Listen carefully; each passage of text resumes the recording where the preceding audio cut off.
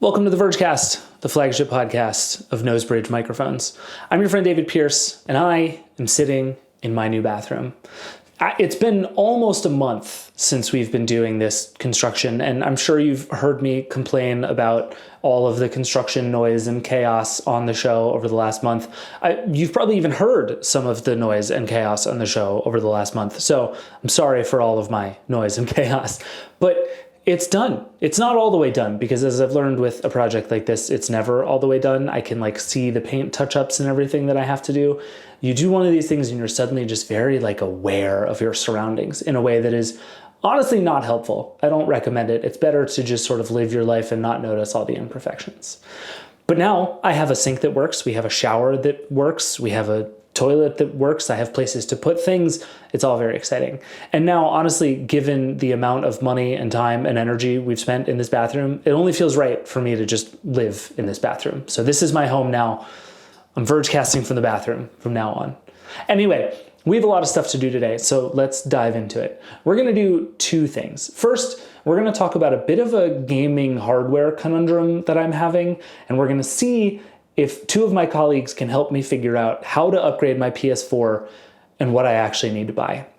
Then we're going to do a test of some new wearable microphones. We love doing mic tests on this show, and we haven't done them with the glasses and headsets and all that kind of stuff that is out there in the world in a big way. So we're going to test some microphones and see how everybody sounds. We also have a really fun glasses question from the Vergecast Hotline. Lots to do. So let's get to it. All that is coming in just 1 second. But first, there's a grout line that I have to go fix, and it's going to drive me crazy if I don't do it. This is the Vergecast. We'll be right back. Welcome back. All right, so as I mentioned up top, I'm in the middle of kind of a gaming dilemma. I've been really a gamer off and on over the course of my life. It's not something that is kind of a consistent activity, but I'll play a lot for a few months and then kind of put the console away for a few months because whatever, things get busy or I get into something else. But then I always come back to games. And really, for me, it's sports games that are the most consistent. I play Madden every year. I like the NBA games. 2K is really good. I've been a FIFA player for forever. I like Fortnite. I like games that I can kind of come and go to and play a whole bunch all at once and then leave for a little while and then come back. I also like games that I can play for 15 minutes at a go. And the challenge I've always had with a game like Elden Ring is I just want to play it for hours. And I feel like it never rewards you for just a couple of minutes of playing at a time in a way that some of these more finite battle royale or football game sized games really are.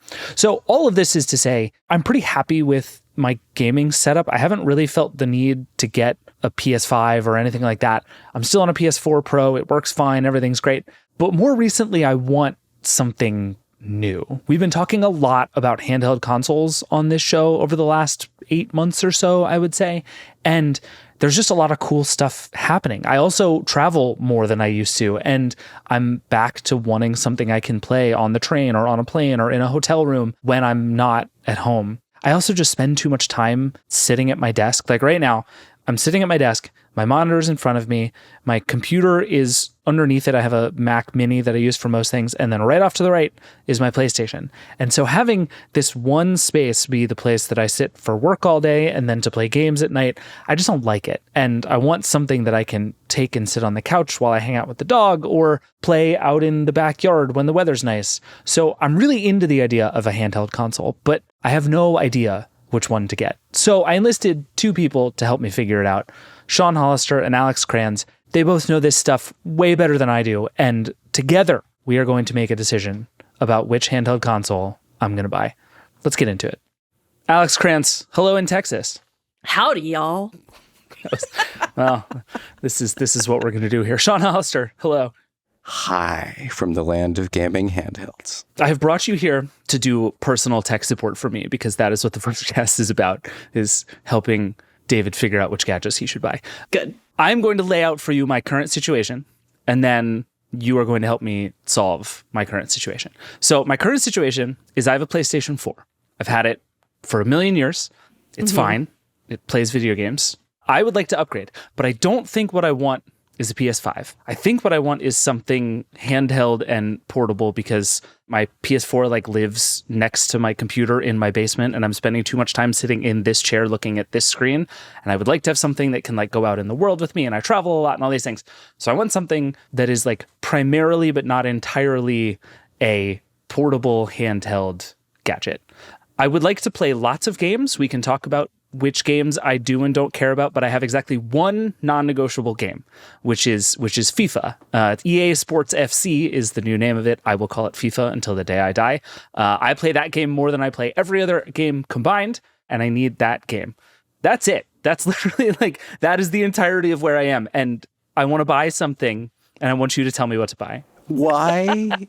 Why is that your game? Why is that your game? Because I have an answer for you, but the answer has just been foiled by the fact that you have picked a game which, and I quote, runs a this program encountered E11100B during initialization. Okay. Error message when you try to run it on a Steam Deck. So I guess I'm not going to tell you to buy a Steam Deck. My worry was this is going to be the shortest Vergecast in history because I was going to say all that and you were both going to say Steam Deck and then we were going to hang up and move on with our lives. If it were not for this one game that I require, is the world sort of that simple at this particular moment? Yeah. It kind of is. And maybe it won't be in like 2 weeks. In 2 weeks or so, is it 3 weeks? There will be a Windows handheld with a battery that is bigger than any other handheld on the market. And maybe that will solve the issue of Windows handhelds don't have great battery life. That won't solve all the other problems with the Windows handheld.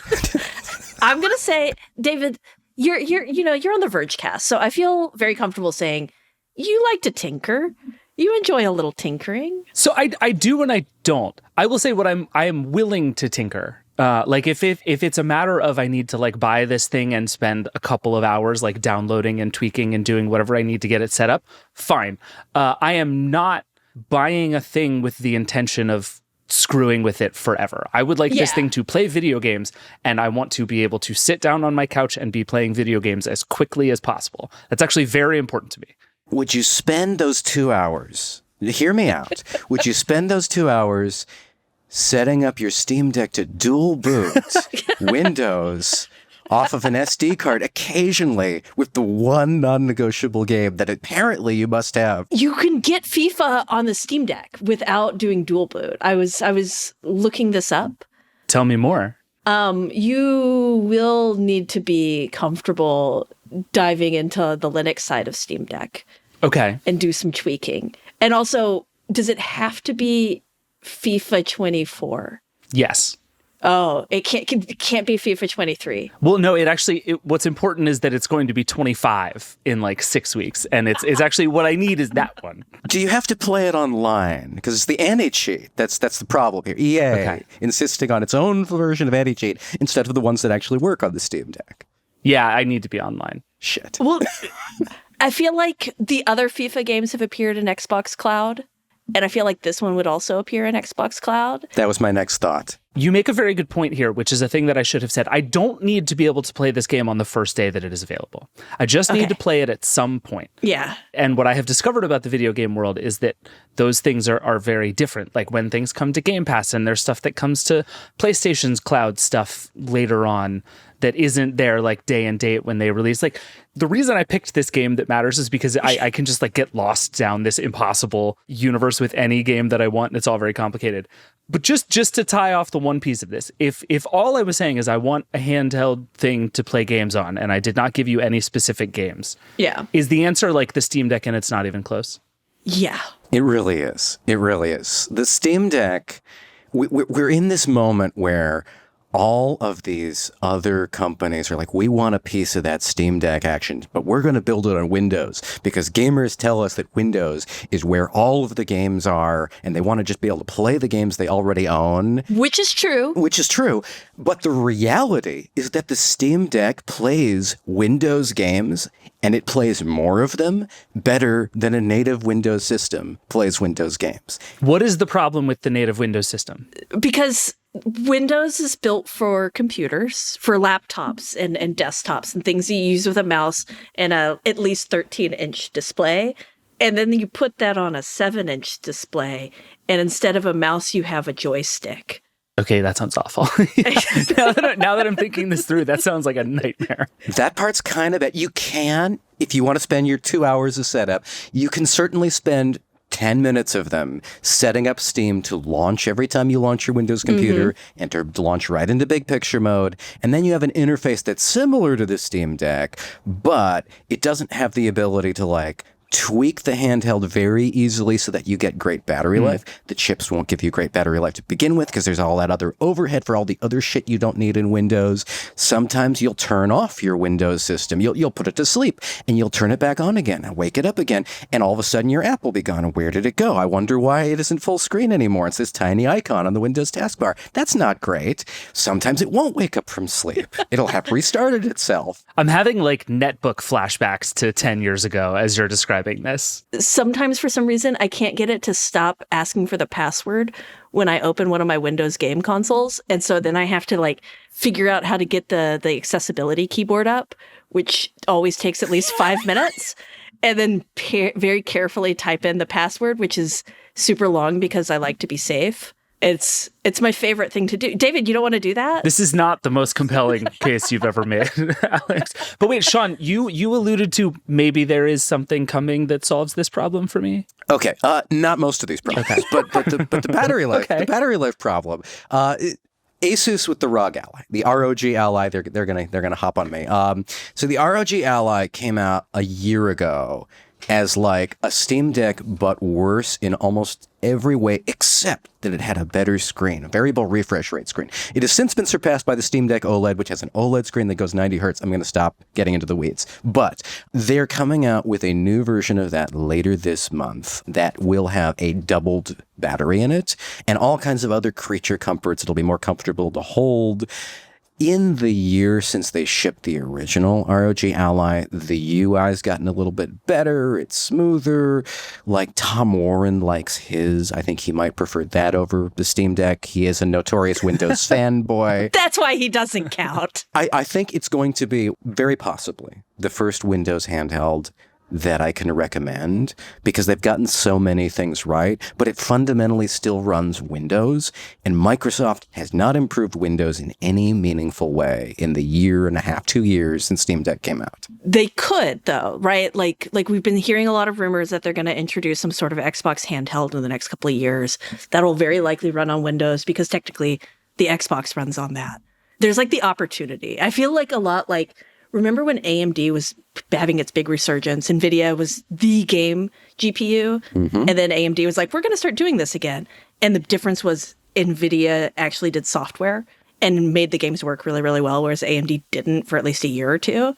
That's where the Windows handhelds are. No one's done those really important software tweaks. So the Steam Deck is better. But Microsoft would have to be like, we're going to ship a different OS on it. We're going to ship a version of Windows that's so stripped down, you don't recognize it as Windows anymore. Look, if it opens EA Origins, then like, I'm fine. EA is one of the Achilles of the Steam Deck. You brought up FIFA. EA games will notoriously, particularly if you need online, they will just break on Steam Deck because EA does not give a shit about Valve's handheld. And they'll just like change their stupid mandatory like DRM app all the time. It used to be called Origin, now it's like EA app.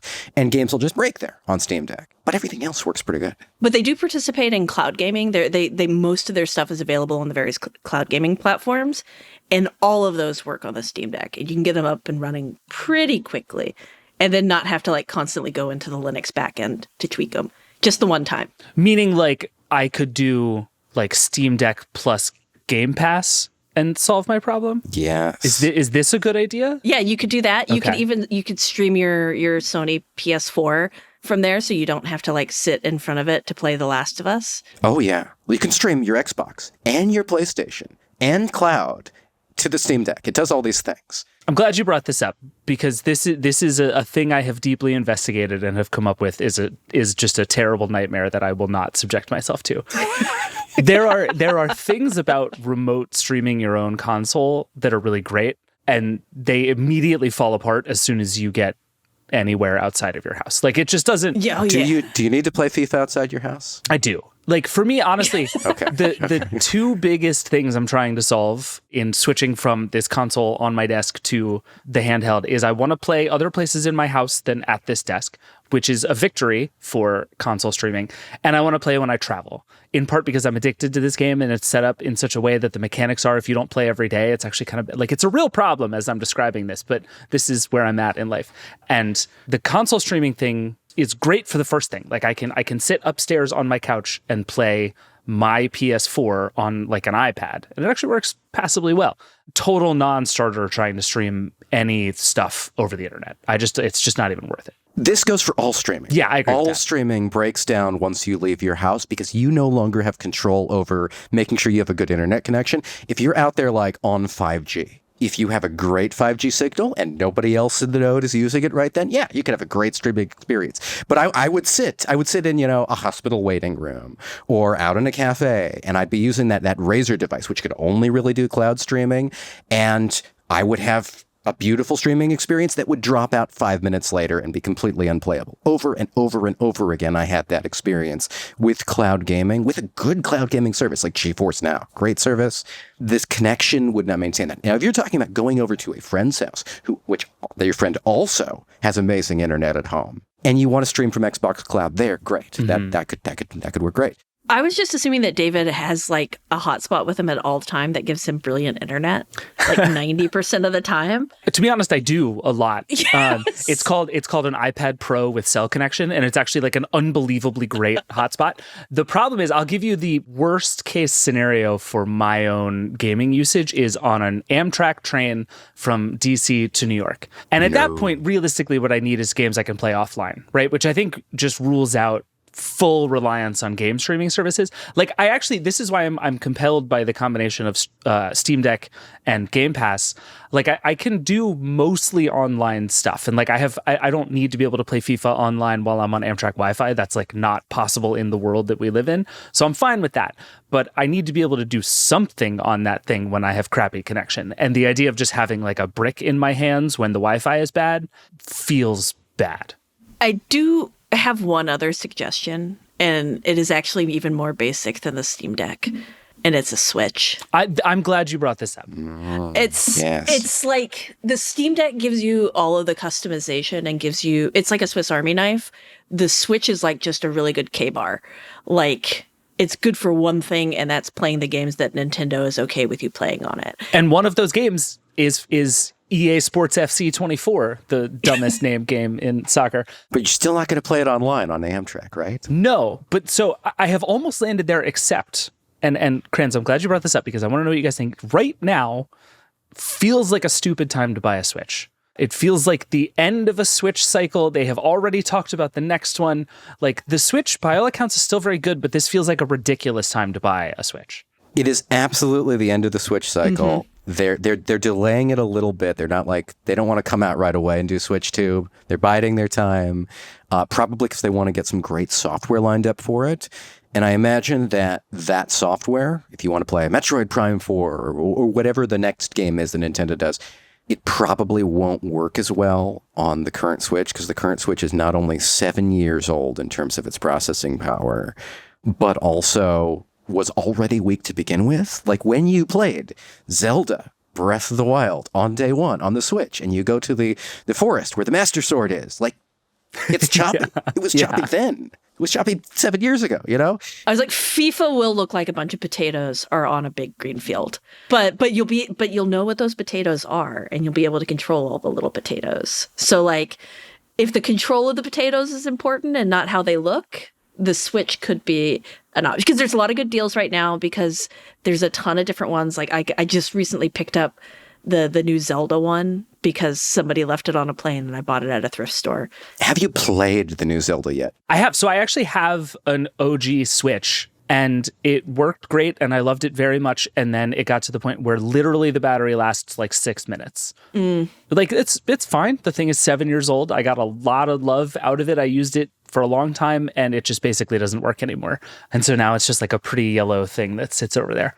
Do not trade that in, because if it's an original Switch that the battery is 6 minutes, it also means that it is hackable and you can do fun things with it and it is worth money. So deal. Okay, well, that's David's side business in selling old gadgets is a whole other thing you and I should do on this show, Sean.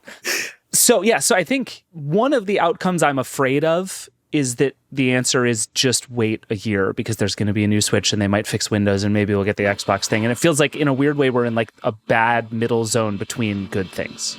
No, you need to get the Steam Deck with OLED and just be done and happy. I think what you need to do is you need to unlock a mountain of amazing PC games you've been missing that are incredibly cheap and brilliant and beautiful and run on this handheld with an amazing screen. That's what you need to do. And it's also hackable. Sean, I gave you one game that I need to play. And you're telling me that I can have everything I want except the one game that I need to play. If you want to play Fortnite on there, it doesn't do that either. So unless you're going to stream that. I almost wrote down that the two games were Fortnite and FIFA. And I decided I can live without Fortnite because there are other good David has an hour to kill battle royale games out there. I could take or leave Fortnite at this point in my life. I was like, you can just use your iPad. That is true. So let me float another idea by you, which is that instead of buying one thing, I buy several things. and I just acknowledge that at least for this next phase of my life, the right thing to do is get a PS5 and a PS Portal for my house projects. And then I get a Steam Deck for travel. I have just quadrupled the amount of money that this is costing. Is this the outcome?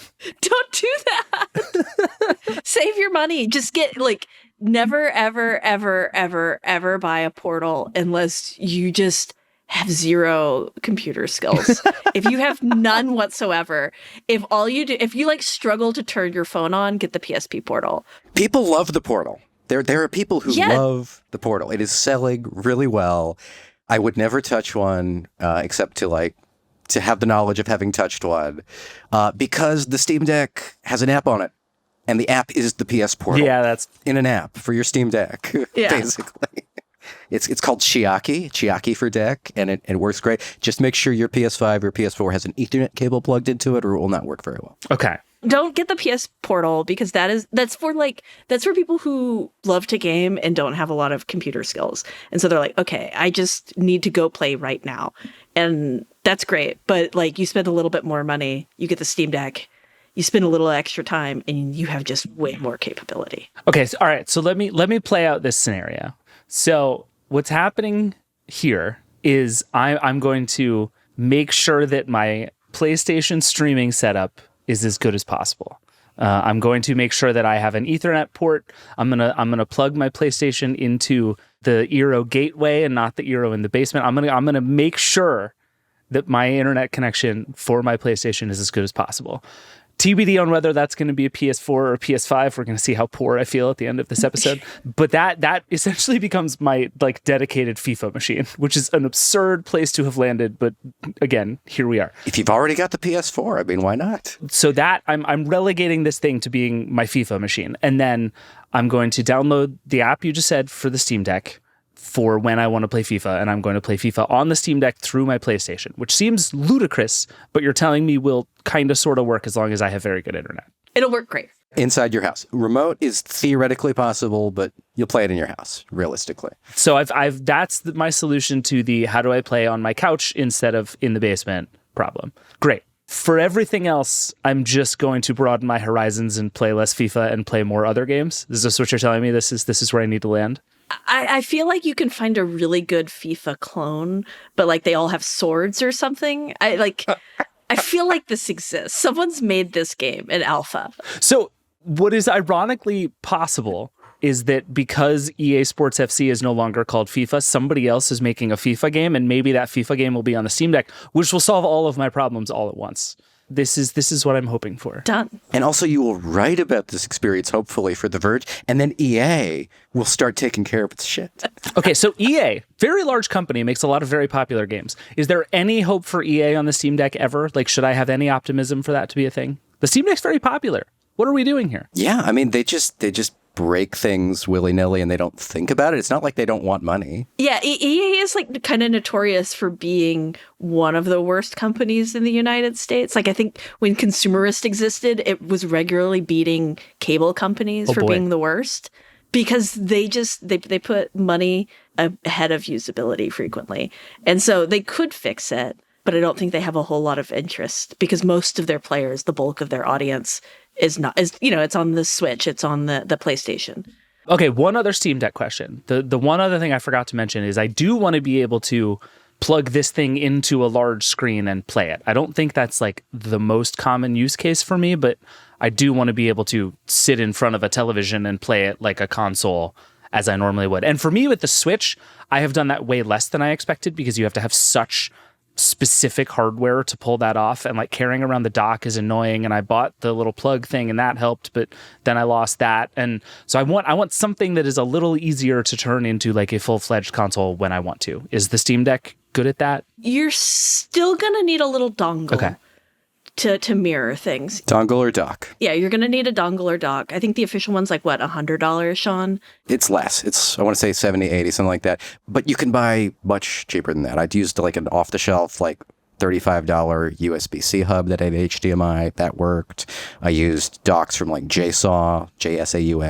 Great company with an alphabet soup name, surprisingly.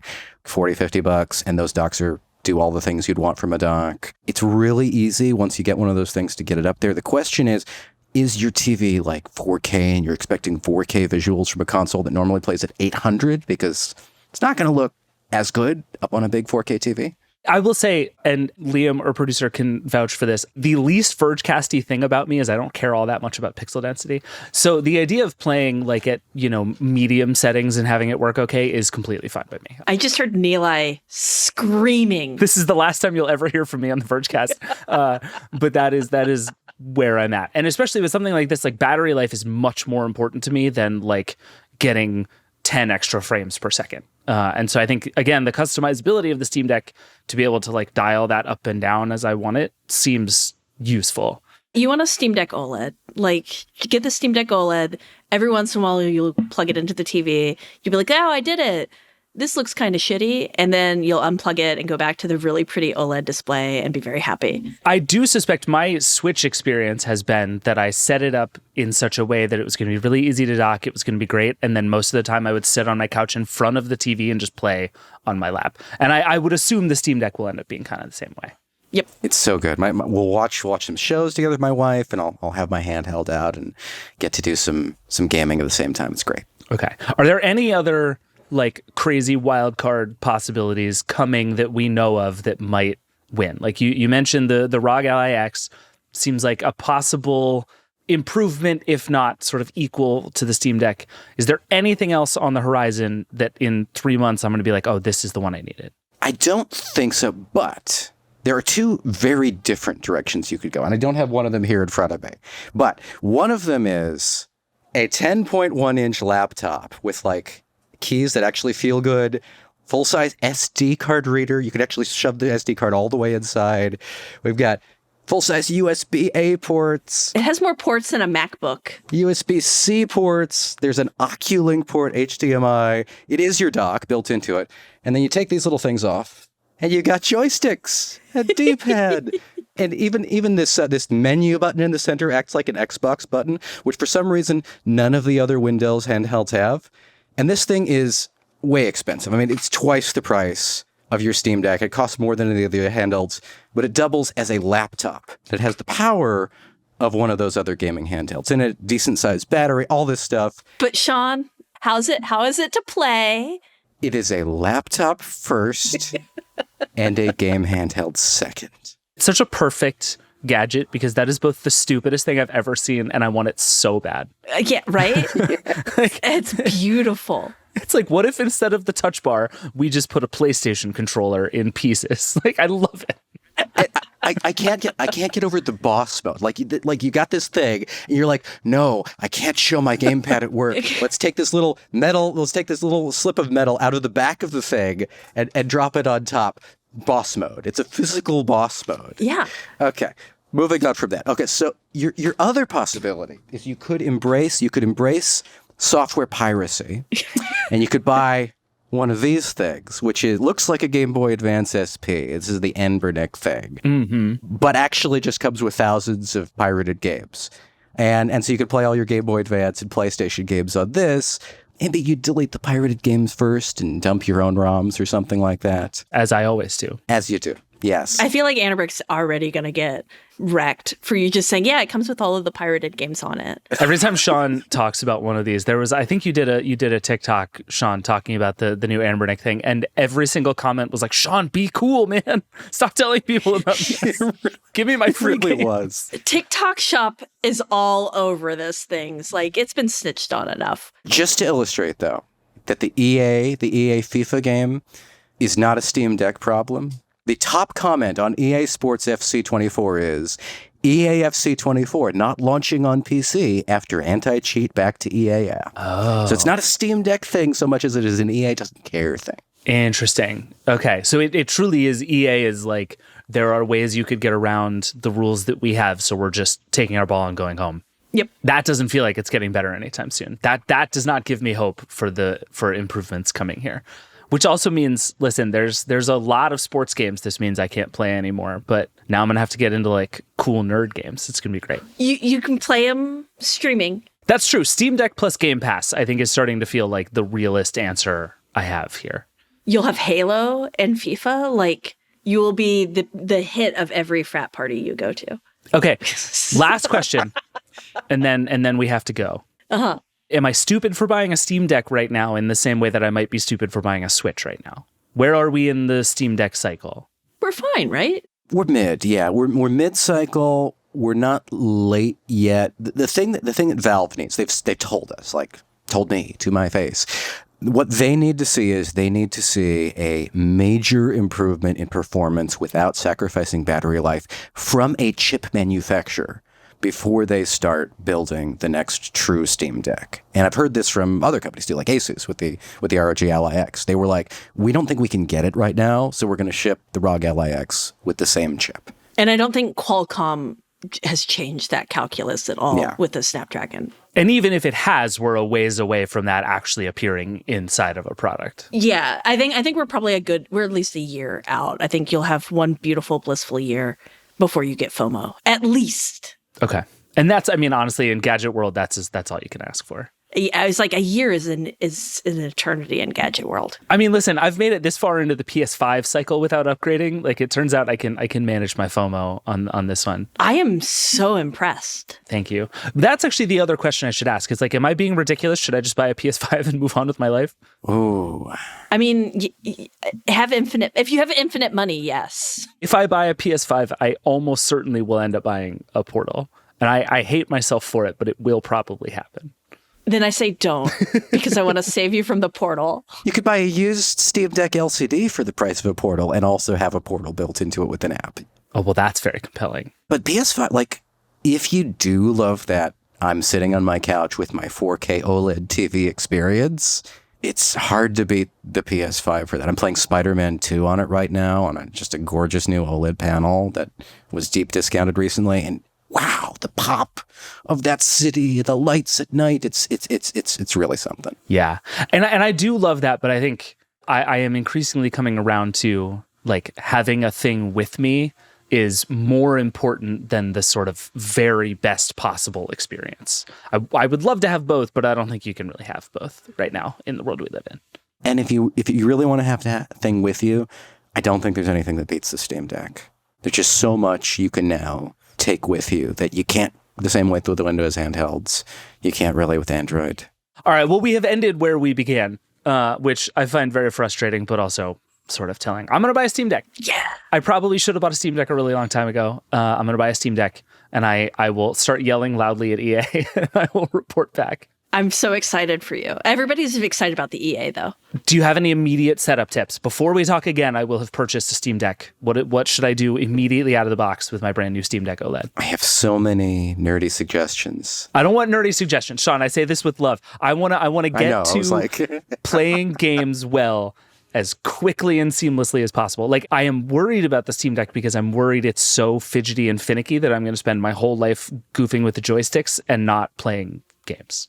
So Steam Deck has this, like, on the Steam Deck, they have compatibility for games, and you can also see it on the Steam software. So, like, you can just go download Steam ahead of time, find some games you like, make sure they're compatible, and then it'll be just out of the box ready to go.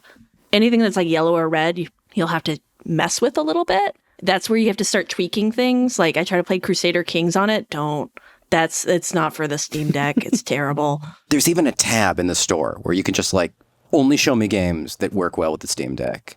And for the most part, they do. Yeah, and it's a lot of stuff, right? Like, it's a ton of stuff. The ones that don't is stuff that's like Mass Effect, which is an EA game, so you know why it doesn't work well.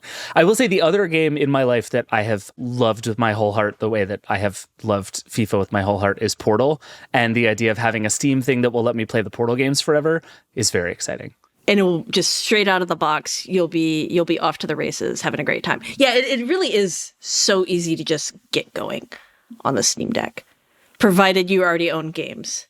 Elden Ring plays well there. Ori and the Will of the Wisps, if you haven't played that yet, play that on a Deck OLED. Okay. Oh my God, it looks brilliant on the Deck OLED. That game is made for HDR. Persona 5. Have you played any Persona games? Bits and pieces, but never super deeply. Okay. Get Persona 5 or Persona 5 Royal, whichever one is better for your budget.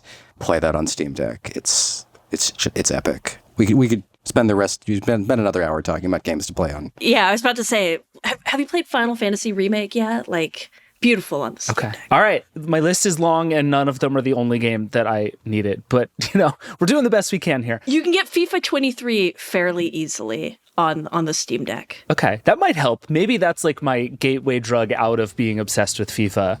I'll just play old games enough to satiate me and then go play better games. You get Ted Lasso in that one. You'll be fine. All right. Thank you both. This was very helpful. I'm going to go spend a bunch of money. Right. All right, we got to take a break, and then we're going to come back, and we're going to talk wearables. Specifically, one feature about wearables. We'll be right back.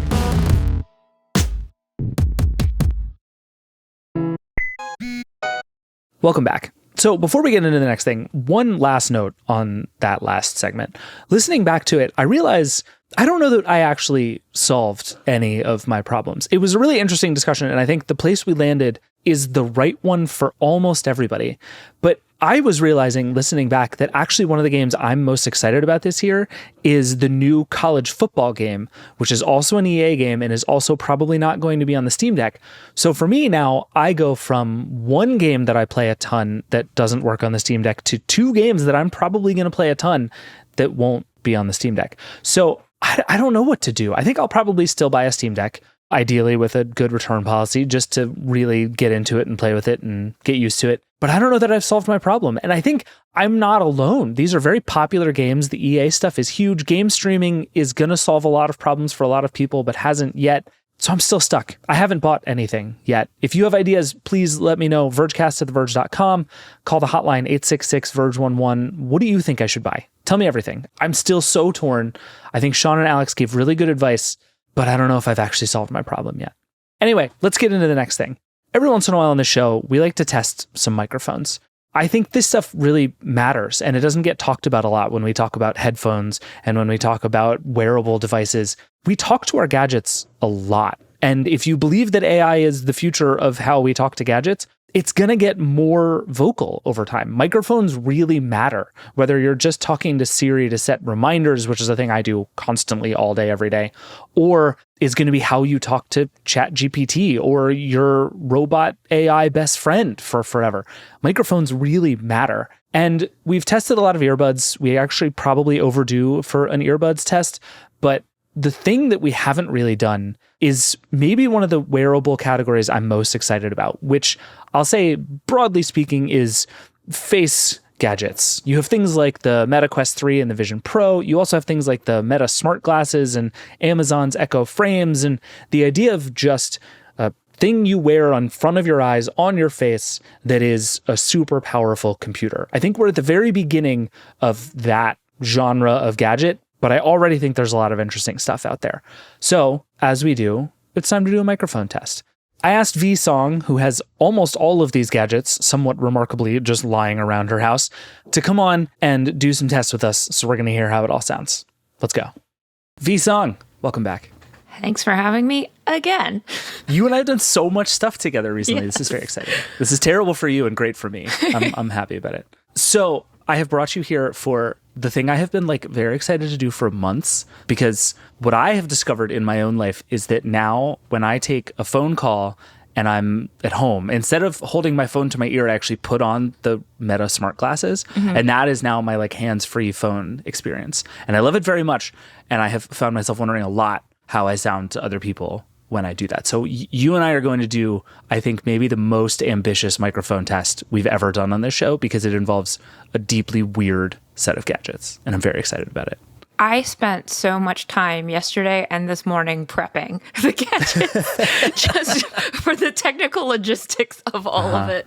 And I looked ridiculous at every step of the way. So, as it should be. So yeah, okay, run me through the list of all the stuff we're about to test, which is basically like every weird face gadget in V's house.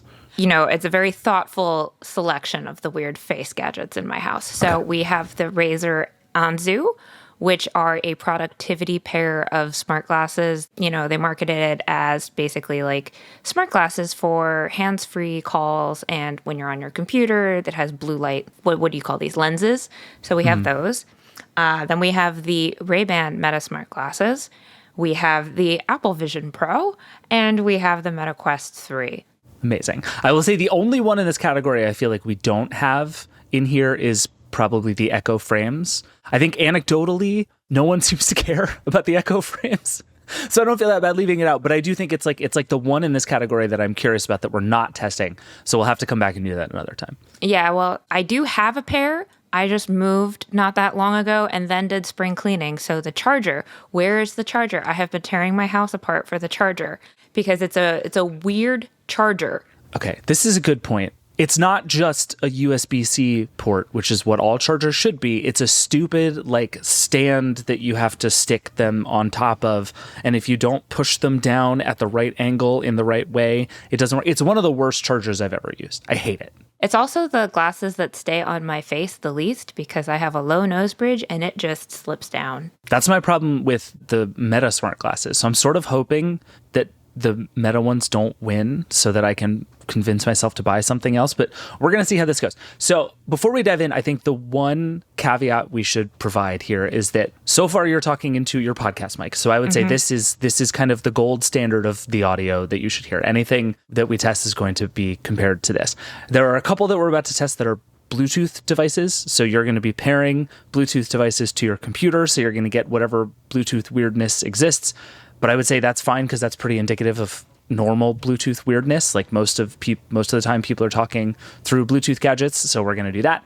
But then there's a couple, I think the headsets are going to be basically treated like microphones on computers because we're actually going to be able to do it natively inside of the device. So we'll talk about those when we get to those. But let's just dive in. Which one do you want to do first?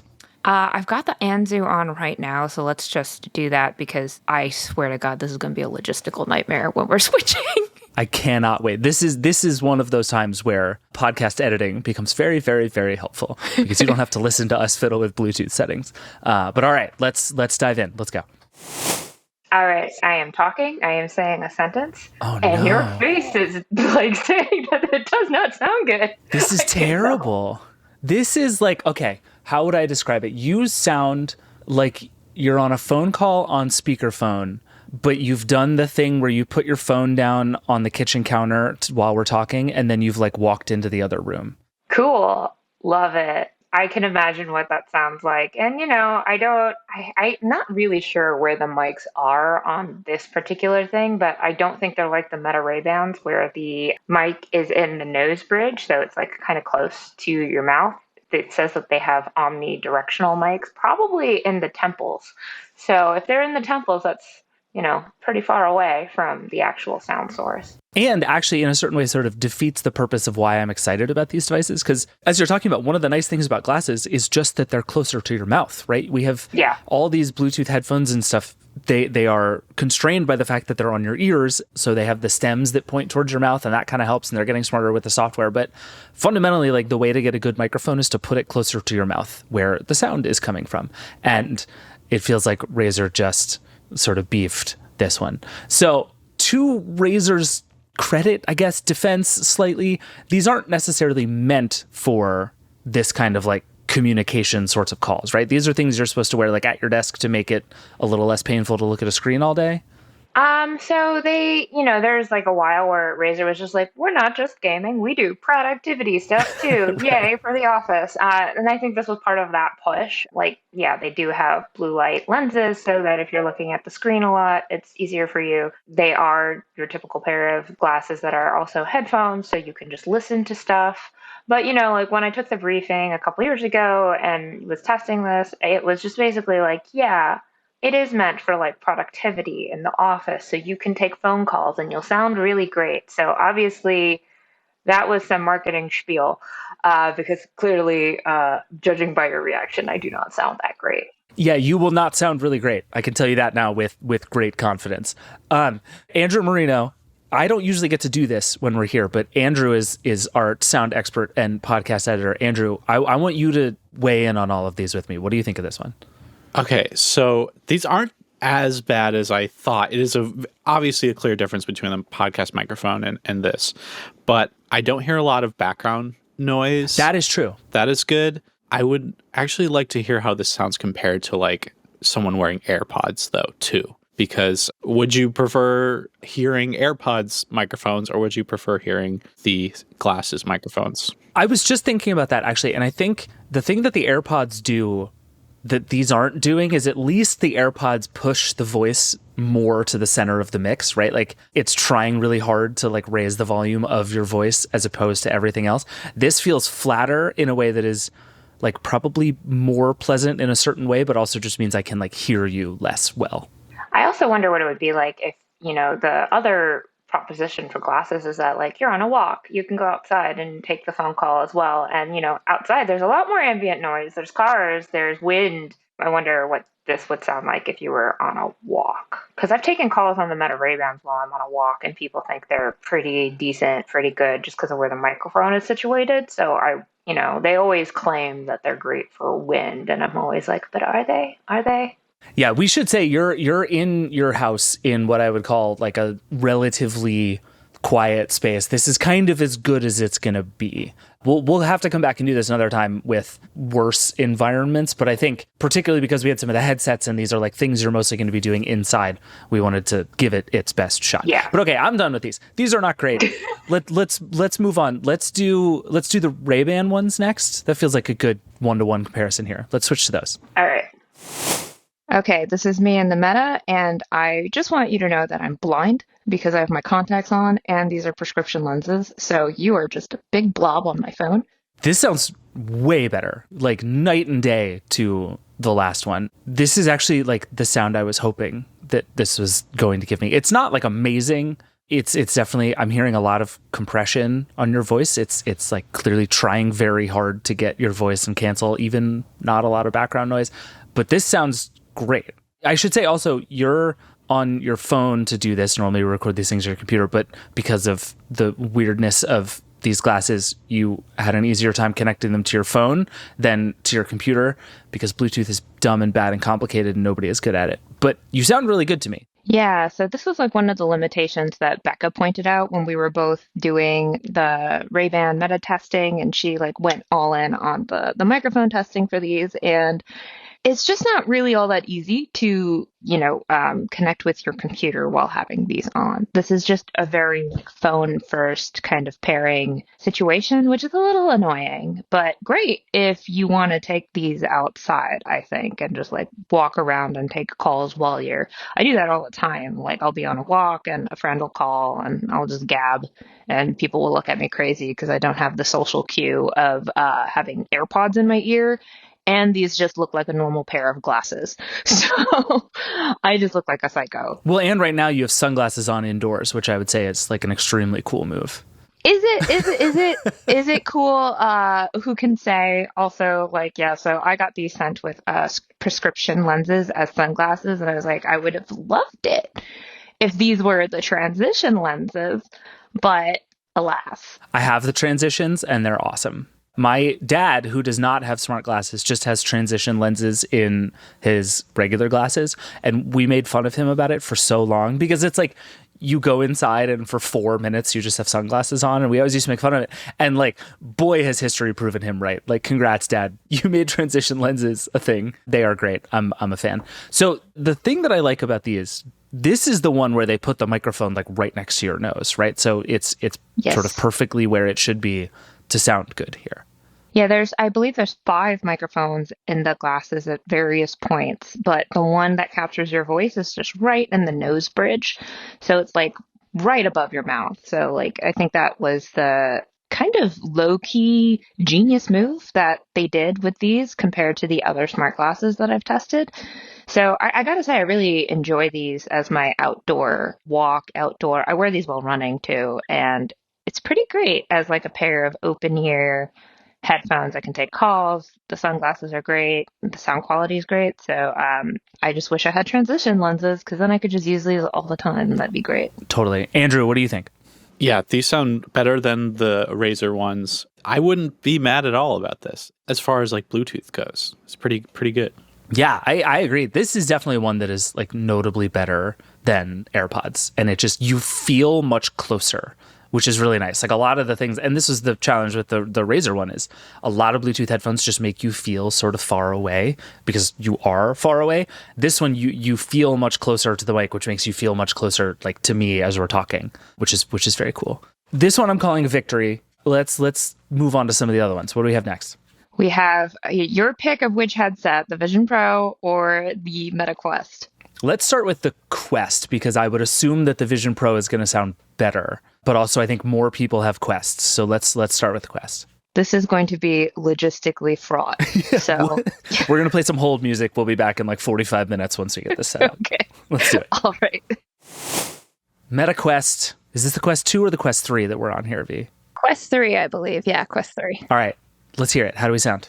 I am talking. Supposedly, you can hear me, even though this gave me a lot of grief about there being no microphone while logging into this. So it's very confusing. Okay, this sounds really good. This is kind of right in line with the smart glasses, actually, which I'm realizing now it's 2 Meta products that sit on your face. Maybe there's some shared technology there, but I don't know how that didn't occur to me until just now. But yeah, you sound pretty good. This is just another like big microphone on your face. And this is another one that I think they put the microphone pretty centrally on the thing. So it might even be closer to your mouth than the smart glasses. Oh, well, it certainly is weighing on my head. So it feels like it's falling down my face more than the smart glasses. Yeah, it's going to be on top of your mouth here in a couple of minutes as you're trying to talk. It'll be good. Yeah, it's because I don't have it super tight on the back because I get headaches when these are too tight. Oh, there we go. Okay, so what I also want to know is, tell me about the experience of getting into this call from the Quest, because there's like one of the things that Meta would really like to convince you of is that eventually a VR headset is going to be a work tool and you just like open up a browser and use it for Google Meet or whatever. I have never done that one time, and I'm very curious how it's going for you. So I basically had to log into Slack, right? Because I need a link to this meeting. And so how am I going to get a link to this particular meeting? So, like either you have to have your calendar in here in some capacity, or you have to basically go into the browser, go into your Google Calendar and whatnot. But then I was just like, oh, God, okay. So I went into Slack, which in our workplace, because things are secure, was real effing annoying. Because 2-factor authentication in a headset, not a solved problem. 2-factor authentication in a headset, let me tell you, is not fun. And I was a good Vox Media employee. I have a very complicated password for my work thing. So I'm just going in this 13, 14, 15 character long I don't know how long it is. It's long, but I'm just like punching it in with this stupid little keyboard, just going, capital. Oh, that's not a capital. I have to re-enter all of this. Then we have 2-factor authentication and I have to go. Thankfully, I get it sent to my watch. So I get it, boom, into the watch. I'm like, yeah, cool, awesome. Then I'm in Slack and then I have to go like in the browser in Slack and I have to go, okay, now I got to go to the link that I know is in this DM. And then, I got to scroll in the DM, click on the link. That opens up Riverside in the browser. And then I'm like, cool, I'm going to just log in, even though it's saying that there is no mic or camera detected. So, yeah, Andrew helped me test this before. It is quite a project. So, okay, Andrew, I'm really curious for your thoughts on this one, because I want to know how you feel about this versus the smart glasses, because what I'm hearing is very similar, but this sounds like it's compressing harder to me. But what are you hearing? There's a bit of compression here. I'm also wondering if it's Riverside's echo cancellation here, but it is not significantly better than the Meta Ray-Bans. This is a great sound for taking a meeting call, but if V was like, hey, can I join the podcast with the Quest 3? I'd be like, well, can you use your phone? Right. I think that's right. Like, none of this has gotten even up to like wired earpods quality, but at least so far, this is definitely better than Razer, but I would say not quite as good as the Meta ones. My theory, I wonder about the echo cancellation too, but I also wonder if because Meta assumes you're going to be playing games all the time on this thing, that it's going to have audio all the time. And so they've just turned up the echo cancellation on the device itself, just so it's trying to noise cancel against what's coming out of the speakers all the time. Because it is compressing this pretty aggressively. It does sound like there is some processing happening before it gets into here. V, how are the speakers on this? Like, the actual listening experience is pretty solid, right? I feel like... Yeah. So this I agree. It would work in a pinch in a meeting, but Andrew would not allow you on the Vergecast in the headset under normal circumstances. Also, like, if you're reaching for a headset in a pinch for a meeting, something has gone terribly wrong. Consider your choices. Something has gone terribly wrong, terribly wrong, because where's your phone? There's just easier things to do than to swap on a headset. And then, like, I had gotten logged out of my account because the spouse logged into this at some point and was playing games. Then it was just like, where's my account? Oh, I forgot. I don't remember what my Facebook password is. Oh, you're telling me I have to log into this with that. This was an ordeal yesterday, getting this prepped for today. Well, in the name of making everything simpler and better, let's make it more complicated. Let's switch and do the Vision Pro. Let's try that next. Oh, good Lord. Actually, that might be slightly easier than this one because... Okay. Yeah. All right. We'll go back to the hold music. We'll be right back. All right. Hold on. All right. Well, it took some digging in settings and some app rebooting, but we got it working, and now your persona is here, and I hate this already. But I'm going to not look. I'm just going to listen. How do we sound? How are we doing? This was a nightmare. This is a nightmare. Everything's a nightmare. I can't stop looking at my horrible persona. Why is my hair so lumpy? My eyebrows are also misaligned, so I just look dubious. The good news is you sound great. I'm actually like amazed by how good this sounds. I suppose it's a $3,500 headset. Again, it's a thing on your face. There are a lot of microphones. Apple's pretty good at noise cancellation. I sort of figured this would be, just in terms of raw audio, the best one. But it is, I would say, like a full leap above anything else we've tested so far. Is surprising, just because of how annoying it was to get into this app.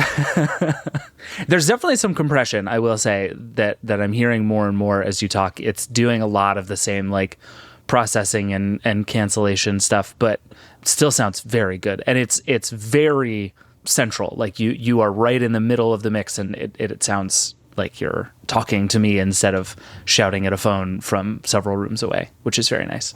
I will say that whenever I've done my cursed Vision Pro FaceTimes with Wes, everything sounds great. Like, because he's obviously in the Vision Pro and it's using that mic. And it's always sounded like he's in the room with me, which is uncanny and freaky on top of his mustache that won't move. Yeah, the real takeaway from this is FaceTime audio is your friend on the Vision Pro, not FaceTime video. And that is the way to live your life on the Vision Pro. Now, half the time our FaceTimes are like, oh, why do I have this over my mouth, this cloud, because my hand is there? All right, well, it sounds good. Let's get you out of your misery here. We weren't planning to do this, but we should test AirPods last, just as kind of a control on the rest of it. Do you have a pair of AirPods lying around? I do. All right, let's go get those. Take off this godforsaken headset, and let's try those. Thank you. Thank you for letting me leave virtual jail.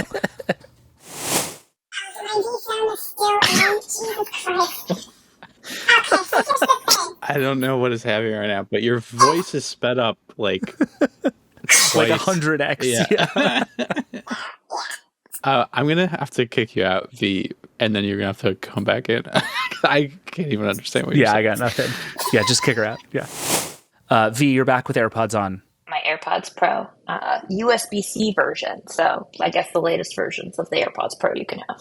Okay, so I have to say this sounds comparatively worse than I actually expected. I would say I would put this like pretty close to the very first, the Razer ones that we listened to, in the sense that it kind of sounds like a faraway omnidirectional microphone. And like, you sound fine. I can hear you. I can hear everything you're saying. But like, I expected this to come on and me to be like, oh yeah, this sounds kind of like the Ray-Ban smart glasses. This is like demonstrably worse than those, at least to my ears. Andrew, am I way off here? No, absolutely. I actually would like to hear how the Razer ones sound again, because those were a lot more fuller sounding in a frequency range than these. These kind of sound pretty tinny, actually, in comparison. Yeah, I mean, I do have an assortment of just gadgets strewn across my room, which is like my office rather, which is it's a disaster zone. It's like late in the week, so I haven't put my gadgets away like a naughty gadget reviewer. So it's literally right here. I could put them back on if you want. Let's do it really quickly. Let's just do it. Yeah, just really quick, and then we'll let you go. Okay. All right, I'm back in these glasses, which you guys say look fine on me, but I think I look a little bit like the grandpa from Up. First of all, that's a compliment. You should be psyched to look like the grandpa from Up. But yeah, Andrew, I'm kind of hearing what it sounds like you were saying, that like this is a little fuller, but to me a little sort of further back, where like it sounds further away, but in a certain sense better. Yeah, so it's probably like they're worse microphones, but they are closer to the face. So you get a little more detail of what V is saying. I mean, yeah. There's a trade-off there, but like if I'm on a call, like I would almost prefer these. Not on a podcast, but in a meeting, yeah. Yeah, you do sound clearer in this. Like I feel like I hear your voice more clearly. It just sounds to me like you're further away from it. That's really interesting. Big win for headsets today. I expected AirPods to come somewhere in the middle, but I think you could make a pretty compelling case that all four of the things you just tried are better microphones for talking to people than a pair of AirPods. Wow. That's a big boon to the smart glasses category. Yeah, right? This is also a big win for you and me wearing glasses, walking around talking to ourselves like maniacs kind of situation. You know, my neighbors have seen me do walk and talk, like just filming social videos, and I did a social video while doing a walk and talk, and someone was just like, this hoe really just be walking out here talking to thin air. And I was just like, yeah, you know what? This is the future, baby. Everything is a microphone. I really hope you say that to people. You just say, this is the future, baby, and then you just high five them and move on. I love it. All right. Well, we need to get out of here, but big, giant win for smart glasses today. I'm going to say, in terms of like the combination of you don't look like a lunatic and you sound pretty good, I think the Meta smart glasses here are probably the winner for me in terms of like, what would I tell you to go get for a good microphone? Andrew, what's your read? Yes. I would like to note that how much are the Razer Anzu? How much do they cost? On Amazon, you can get them for $40. Jesus Christ. Right. That's pretty cheap. That's really cheap for that. That is really cheap. If someone was like, should I get the $250 Meta glasses or should I get these $40 glasses that I can take calls with? I might just say get those. That is fair. That's a big price difference. The Meta ones definitely sound better, but yeah, for $50 as a thing to just throw on when you have a phone call, the Razer one's not a terrible choice. So that's shocking to me. That's like, obviously I've tested these a long time ago, so I didn't remember, but that's just, wow. Talk about bang for your buck. The thing that I use the Meta smart glasses for a lot is it's like I was in a car accident a couple of weeks ago, so I spent a lot of time on hold with the claims department, and rather than wear headphones, I can just like throw them on and sit on hold, and then I can like listen to music in the room or whatever. And actually, for sitting on hold, a pair of smart glasses is like weirdly great. So I think in that case, again, like the $50 Anzus are also a pretty solid choice. But I feel like raw sort of quality and usability, Meta. But Andrew, you make a good point. $50 for this is not the worst deal in the world. And you get to look like the grandpa from Up, which is an incredible, huge victory. Jury's out on how these look on me. Like, you guys say it looks fine, but It's one to think about. All right, V, we got to let you go. Thank you so much, as always, for doing this and putting up with all of our Bluetooth nonsense. Thank you. I'm just gonna lie down and take a break and recalibrate my Vision Pro. All right, we got to take a break. Then we're going to come back. We'll do a question from the hotline. We'll be right back.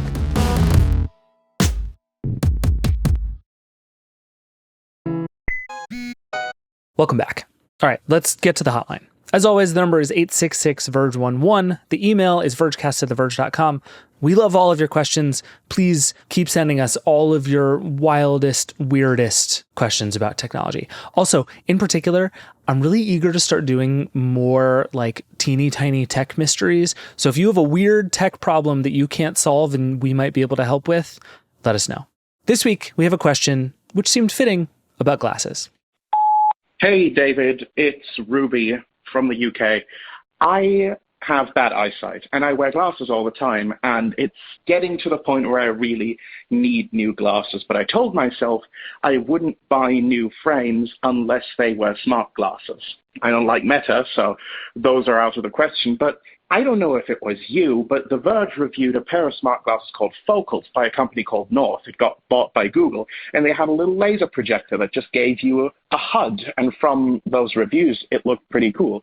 Do you think that's maybe something we might see in the near future, and maybe even an AI version of it that's not stupid? Thanks, and take care. Okay, so real quick, if you don't remember the North Focals, and you'd be forgiven for not remembering the North Focals, basically the way that they worked was instead of being two screens in front of your eyes, there was a little laser projector off to the right, I think, of the glasses. So it would project the laser onto this little polymer in the middle of the right lens, which would then reflect that light back into your eyes. So instead of looking at a screen, you were getting what amounted to, I think it was a 300 pixel by 300 pixel display kind of right in the middle of your right eye. And you could see through it when it wasn't projecting. It looked just like a little smudge on the lens itself. It was a very clever system. North had a real problem making these things work, though. For one, it's expensive technology. It's a startup. They ended up trying to sell these things, I think, for $1,000, which most people are just not going to spend $1,000 on a pair of glasses. Google ended up buying North, I think, mostly for the technology, but obviously Google has a complicated relationship with smart glasses all the way back to Google Glass. I do think the company is committed to doing some kind of AR, XR thing. The company keeps teasing it and talking about it. There was that thing in the Project Astra video where you can see the glasses, like it's out there. Google is still thinking about this stuff. But what North did was really clever, honestly, and I'm sort of sad to have seen the company go. But it was tough, right? Not only was it really expensive, but North famously had trouble with people with longer eyelashes, and evidently the display struggled when people were wearing mascara. So this stuff is hard, is my point. It's hard and it's expensive, and there is just not a lot of progress being made towards putting this kind of technology in something that looks and feels and costs like a normal pair of glasses. All that said, I do think something like the Focals is probably where we're headed in the immediate future. Like, look, sure, someday the whole Vision Pro MetaQuest thing might be the future, but it's only going to be the future when those things look like a pair of glasses. And I think we're just a bunch of huge technical innovations away from that being the case. So what we're going to see instead, I think, is something that feels more like a heads-up display, right? Something that projects little bits of information at a time onto your face.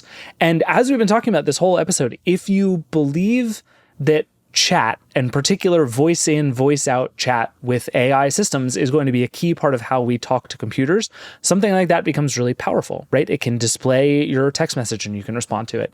It can show you the answer to a question that you asked. It can show you the information that you asked for.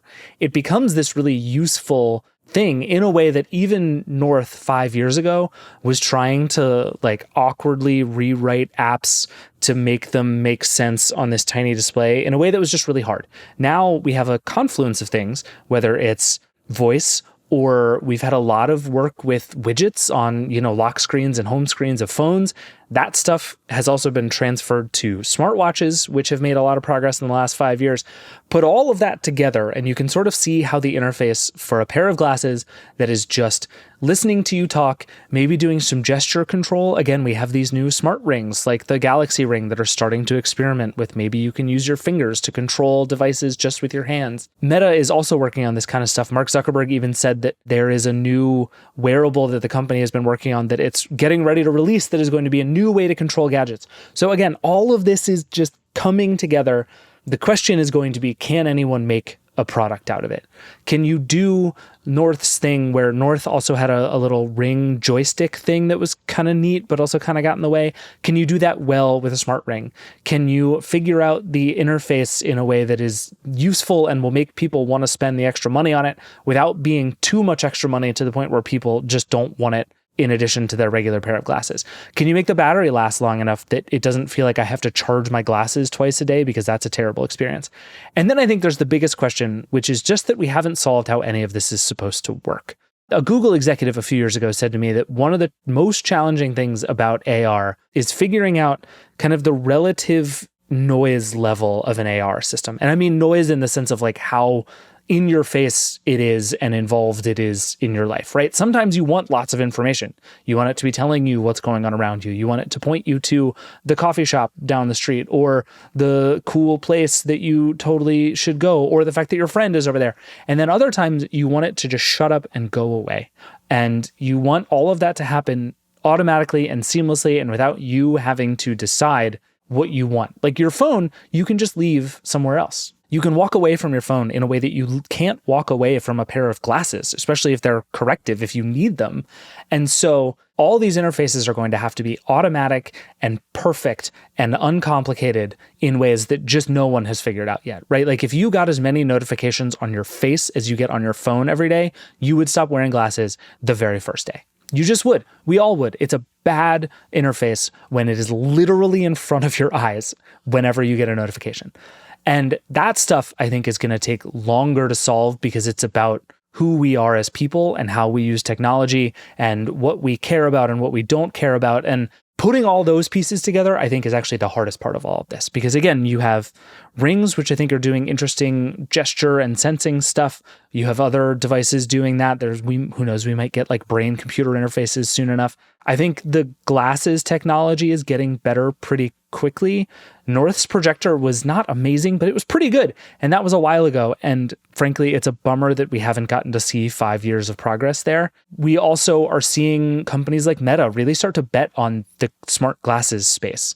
I think the idea that we were going to get headsets and we were all going to learn how to live inside of headsets was just the wrong one. And I think even the success that Meta has said it's seeing from the smart glasses is proof that what we're doing is saying, how do we make glasses that look like glasses and work like glasses and feel like glasses?